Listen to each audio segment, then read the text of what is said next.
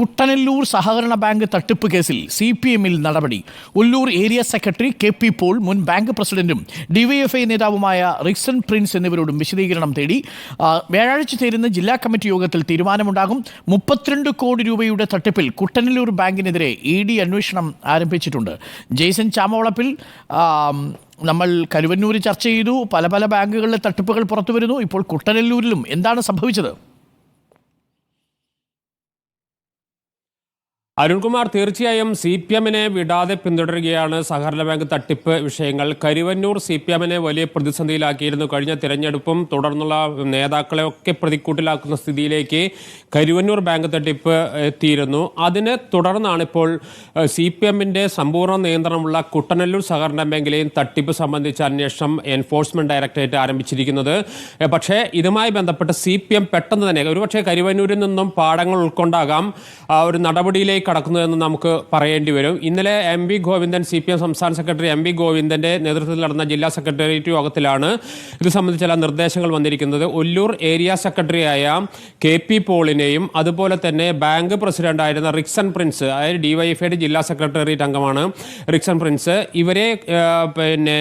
ഇവർക്കെതിരെ നടപടിയിലേക്ക് കടക്കുന്നതിന്റെ ആദ്യപടി എന്ന നിലയിലാണ് ഇപ്പോൾ വിശദീകരണം തേടിയിരിക്കുന്നത്. ഈ വിശദീകരണത്തിനെ തുടർന്ന് ഈ വരുന്ന വ്യാഴാഴ്ച നടക്കുന്ന ജില്ലാ കമ്മിറ്റി യോഗത്തിൽ കർശനമായ നടപടിയിലേക്ക് കടക്കാനുള്ള സാധ്യതകളാണ് ഇപ്പോൾ കാണുന്നത്. അത്തരം നടപടിയിൽ കടക്കണമെന്ന കർശന നിർദ്ദേശം സംസ്ഥാന സെക്രട്ടറി നൽകിയിട്ടുണ്ട്. കരുവന്നൂരുമായി ബന്ധപ്പെട്ട വിഷയങ്ങളും കഴിഞ്ഞ ദിവസം നടന്ന സെക്രട്ടറി യോഗത്തിൽ ചർച്ച ചെയ്തു.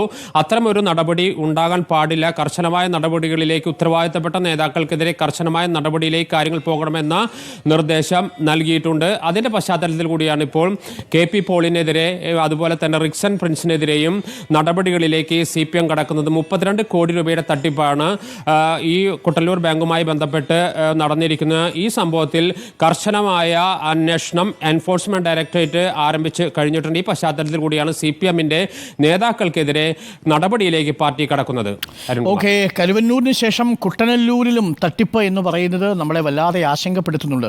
പൊതുവേ ഈ ദുരന്തമുണ്ടാവുന്ന സമയത്ത് പ്രേക്ഷകർ ശ്രദ്ധിച്ചിട്ടുണ്ടാവും, കേരള ബാങ്കാണ് ആദ്യം ഈ ലോണുകളെല്ലാം എഴുതിത്തള്ളാനുള്ള തീരുമാനവുമായി മുന്നോട്ട് വരുന്നത്. ആദ്യഘട്ടത്തിൽ 50 ലക്ഷം രൂപയുടെ ലോണുകൾ എഴുതിത്തള്ളി. മറ്റു ബാങ്കുകളൊക്കെ ഈ ലോണിൻ്റെ അടവ് പോലും ദുരിതബാധിതരുടെ അടിയന്തര ധനസഹായത്തിൽ നിന്ന് പിടിച്ചു പറിക്കുമ്പോഴാണ് ഇത്തരം ബാങ്കുകൾ വലിയ പ്രതീക്ഷയെ നമ്മുടെ മുന്നിൽ നിൽക്കുന്നത്. പക്ഷേ കുട്ടനെല്ലൂരിൽ നിന്ന് വരുന്ന വാർത്ത അത്ര ശുഭസൂചകമായൊരു വാർത്തയല്ല. ഇപ്പോൾ DYFI നേതാവ് റിക്സൺ പ്രിൻസും ഒപ്പം ഏരിയ സെക്രട്ടറി ആയിരുന്ന KP പോൾ, ഒപ്പം മുൻ ബാങ്ക് പ്രസിഡന്റും DYFI നേതാവുമായ റിക്സൺ പ്രിൻസ് എന്നിവരോട് CPI വിശദീകരണം തേടിയിട്ടുണ്ട് എന്നാണ്.